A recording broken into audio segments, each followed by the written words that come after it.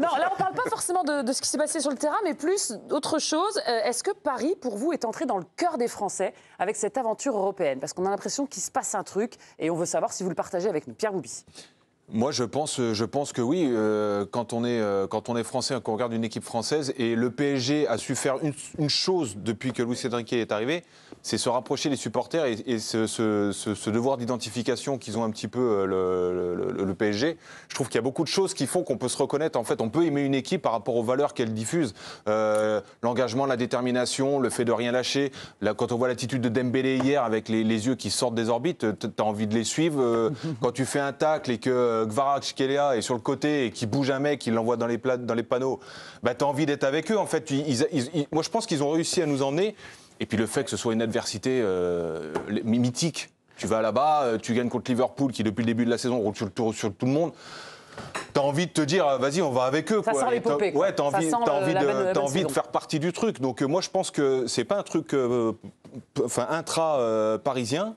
Je pense vraiment qu'il y a beaucoup de Français qui ont regardé et qui ont pu suivre et aimer ce qui s'est passé hier. Et on ira voir des supporters de tous les clubs un petit peu plus tard. Joe, tu avais envie d'intervenir. Oui, non, mais je pense que la notion rentrer dans le cœur, je pense qu'à Marseille, c'est impossible, par exemple. On demandera à Thomas Bonheur. Franchement, je pense que pour la majorité, par exemple, des Marseillais, quand même. Ils étaient tous pour Liverpool hier. Moi, ce que j'ai remarqué et ce qui m'a frappé le plus, même chez les Anglais, qui sont quand même des modèles d'arrogance, j'ai souvenir notamment de ce déplacement à Newcastle, à Arsenal en phase de poule, où très clairement ils prennent notre championnat pour un championnat en bois. Le PSG, c'est une équipe de stars construite à coups de millions. Moi, je trouve qu'ils ont gagné le respect.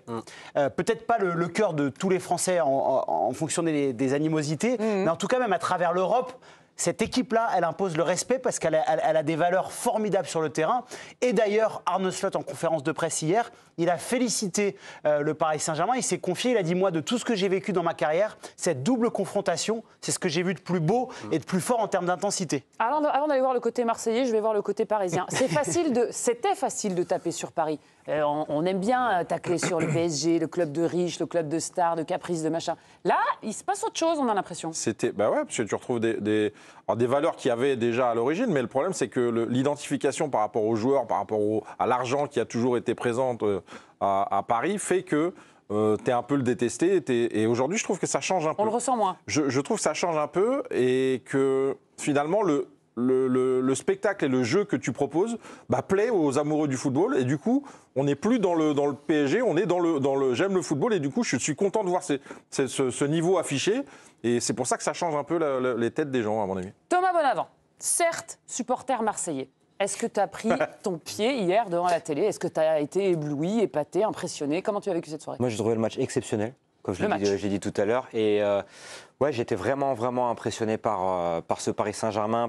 J'attendais, parce que City, match de phase de Ligue, etc. J'attendais, moi, là, ce gros rendez-vous, prime, phase finale, coup près. Je l'attendais, ce gros rendez-vous, pour savoir où on en était avec ce Paris Saint-Germain. Maintenant, je sais. Et moi, ce qui me permet de vachement m'identifier à des équipes, à avoir de l'affection pour elles, c'est le cœur qu'elle va mettre sur la pelouse. Et moi, hier, on a eu la confirmation qu'aujourd'hui, et je ne prends pas que le match d'hier, je prends la double confrontation, parce qu'ils ont sorti Liverpool en dominant Liverpool. Je prends la prolongation 6 mi-temps. Enfin, ils n'en ont perdu qu'une demi-temps sur les 6 mi-temps. Et ça, c'est assez extraordinaire. Et ils ont mis un cœur énorme, et ce PSG, en fait, c'est le PSG de Luis Enrique. Donc tu pourrais dire que tu t'attaches à ce PSG Saint-Germain. Est-ce que tu pourrais dire aller Paris? Oui, non. Tu pourrais dire ici c'est Paris? Non, moi je leur souhaite d'aller en finale après que Lamine Yamal s'en occupe en finale. Je leur souhaite d'aller en finale pour un supporter marseillais. Vas-y, finis vite, Pierre, on va aller.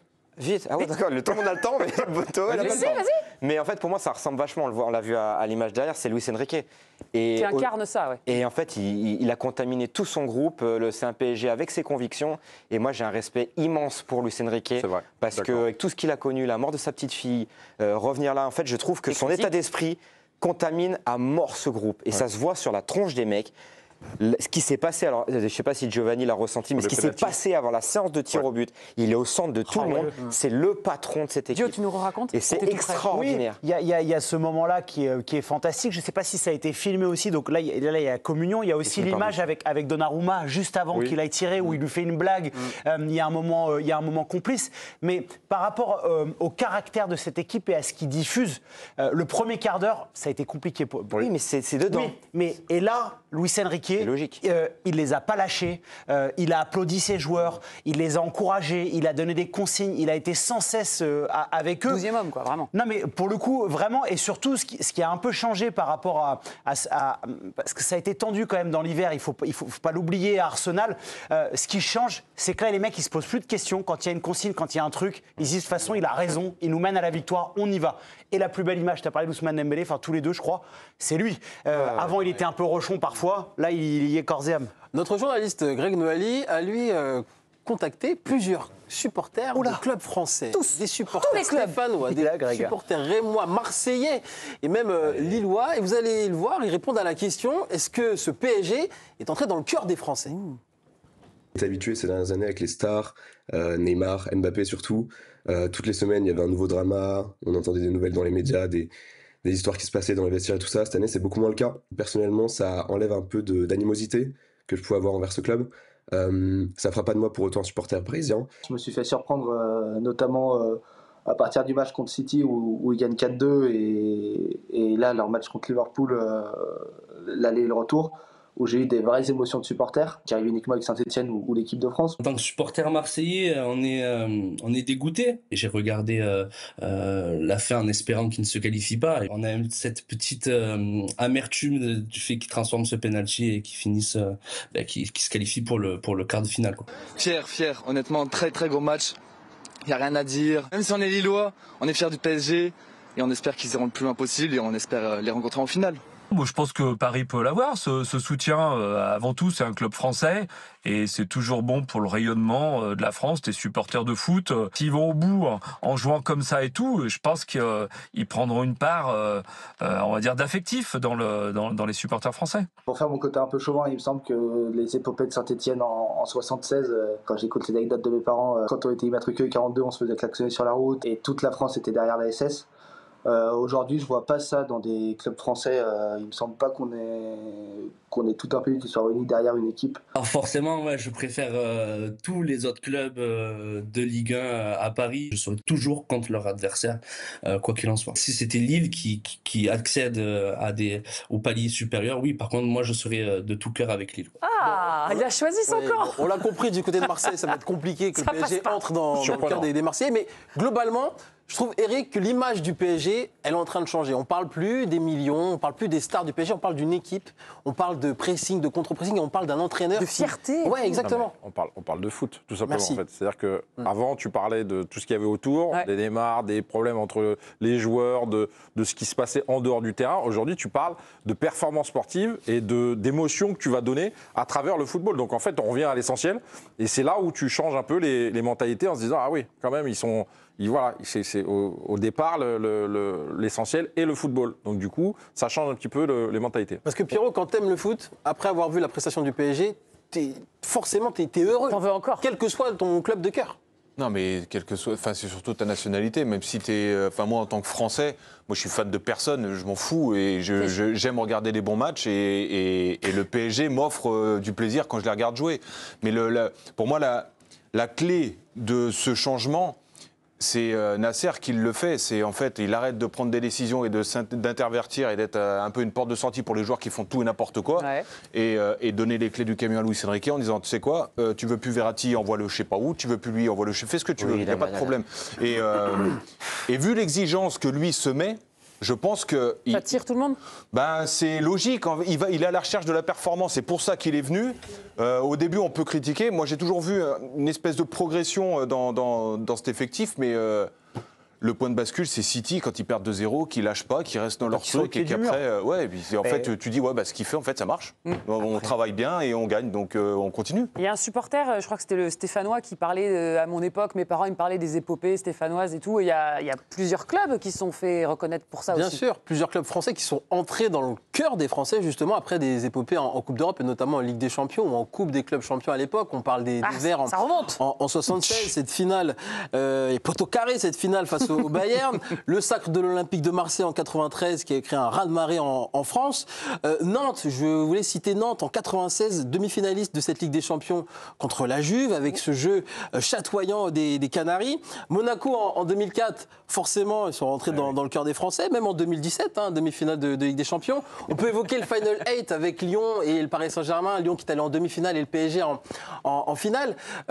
Paris a besoin d'aller au bout de cette compétition pour rentrer dans le cœur des Français, Thomas ? Bah oui. C'est pour ça que moi j'allais essayer de calmer un petit peu la température sur ce plateau. Parce que n'oublions pas aussi que beaucoup de stades en France aiment communiquer contre ce qui se passe au Paris Saint-Germain, la direction. Donc voilà, le Paris Saint-Germain sera toujours clivant. C'est pas... Mais un peu moins en ce moment. Non, c'est pas une sorte de tir au but qui va changer l'opinion, que tous les fans de foot qui vont dans les stades en France vont changer totalement leur avis sur le Paris Saint-Germain. Et évidemment, il faut que ça soit validé, parce que ça se trouve, dans 3 semaines, Unai Emery, bim bam boum, Asensio, voilà, on a peut-être le discours qui va totalement changer. On fera le bilan. Thomas, je peux te poser une question ? Vas-y. Sur le match d'hier, s'ils perdent, est-ce que tu as des regrets ? Est-ce que tu te dis...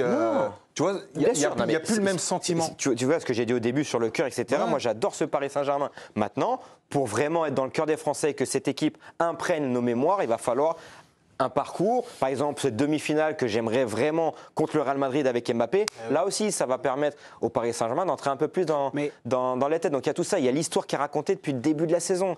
Rappelez-vous ce que Luis Enrique nous disait, vous verrez, cette équipe, elle sera meilleure la saison prochaine. Personne ne le croyait. Et lui, vous inquiétez pas. Et là, petit à petit, ok, le frérot, il avait raison, donc je vais le suivre et voir jusqu'où elle va cette histoire. Il y a quand même juste un truc par rapport à ça, c'est que l'an passé, le Paris Saint-Germain fait une demi-finale de Ligue des Champions, c'est quand même une belle épopée. Ils ont vaincu le Barça à l'extérieur après la remontada, et tu as l'impression que ça n'a pas énormément marqué les gens. Ce qui compte pour une épopée aussi, c'est la manière de s'identifier à cette équipe, et je trouve que ce Paris Saint-Germain-là, depuis l'arrivée des Qataris, à part sous Laurent Blanc avec Zlatan qui était très charismatique, où il y avait un jeu qui était fantastique avec ce milieu, Mota, Verratti, Matuidi, c'est l'équipe qui s'en rapproche le plus. Est-ce que c'est la meilleure ? Est-ce que c'est la plus grande ? Il y aura des débats qui sont éternels, mais en tout cas, c'est une équipe qui plaît à énormément de personnes. Imagine un supporter qui, il y a 3 ans, souffre avec le PSG, qui se barre au Guatemala pendant 3 ans, il ferme les lumières, il regarde plus de foot. Il revient là, il regarde le match contre Liverpool, il regarde le PSG, l'équipe qu'il y a, il se dit c'est quoi ce bordel ? Qu'est-ce qui se passe ? Et franchement, non mais c'est vrai, c'est le jour et la nuit. Il n'a pas besoin de partir il y a 3 ans, il part en début de saison. Non, mais c'est un travail de 2 ans. Même l'année dernière, avec tout ce qui s'est passé avec Mbappé. Et juste, franchement, je fais un mea culpa parce que j'ai reçu un message par rapport à Donnarumma. Alors, je ne sais pas si c'est vos excuses qui ont porté leurs fruits, mais il y a une petite incompréhension sur la presse française. Il n'y a aucun problème entre Donnarumma et la presse française. C'était par rapport aux diffuseurs sur comment on réagit. Il s'est bien exprimé à quelques médias français. C'était quoi sa citation déjà ? Attends. Ah oui, d'accord. Je vois de quoi il parle. Je n'aime pas Giovanni Castaldi. Qui ne connaissent pas le métier de gardien. Mais tout va bien. Il n'y a pas d'embrouille Donnarumma entre la presse. On ne va pas dire qu'il est exceptionnel s'il a les savonnettes. Il faut être lucide aussi. Pierre, quand vous étiez joueur, les gars, on n'est pas toujours lucide. Bah si, on n'est pas toujours. Moi, je peux comprendre que Donnarumma, il se soit senti un peu attaqué. On me disait que j'étais mauvais, même quand j'étais bon. Alors.